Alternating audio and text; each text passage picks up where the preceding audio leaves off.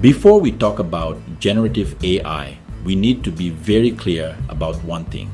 This is not a technology project. Business process reengineering is about fundamentally rethinking why we do things, how we do them, and whether we should be doing them at all. Generative AI is not the starting point. The process is. Step 1. Name the problem, not the tool. Let us begin with the process as it exists today. I want you to focus on one recurring work process, something routine, high frequency, and time consuming, not something rare or exceptional. For example, report, writing, scheduling and coordination, documentation and approvals, responding to repeated stakeholder queries, preparing standard communications or summaries. The question is not how can AI help? The question is, what is broken, slow, duplicated, or cognitively wasteful in this process? Step 2. Strip the process to first principles.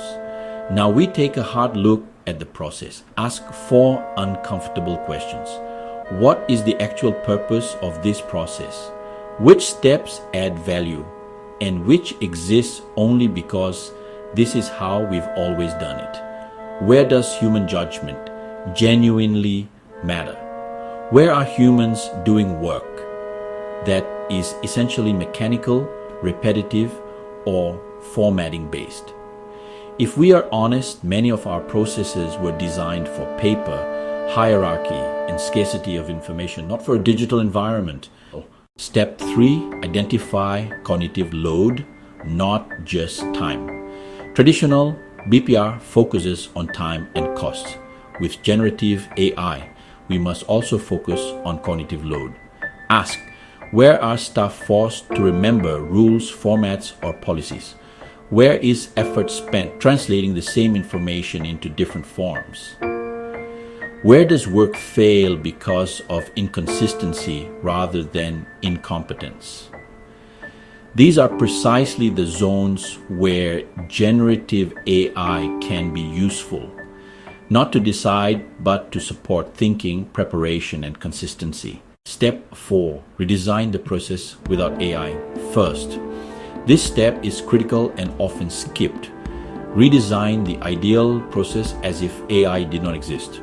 Remove unnecessary approvals, redundant documentation, manual handovers that exist only due to poor information flow.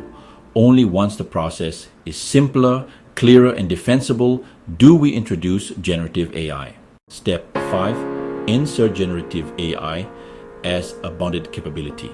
Now, and only now, we ask, where can generative AI act as an assistant, not an authority?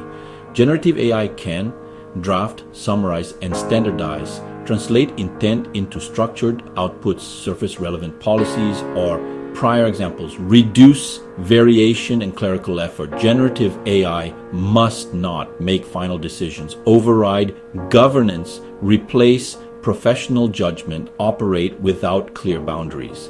In BPR terms, AI is a process enabler, not a process owner. Step 6, context engineering, is the new process design.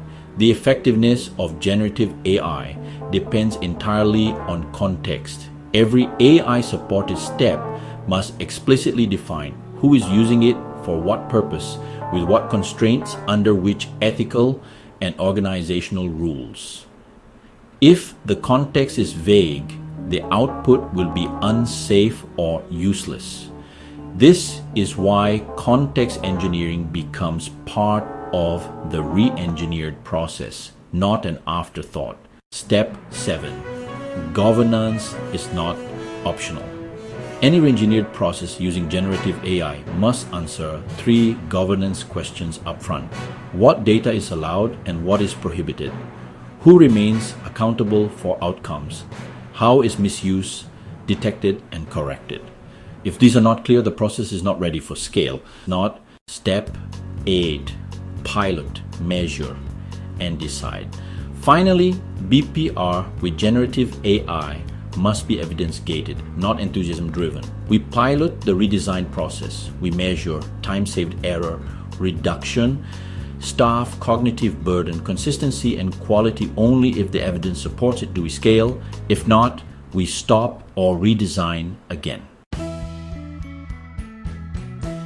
Generative AI does not fix bad processes. It accelerates them. If the process is flawed, AI will make the flaws faster, larger, and harder to detect.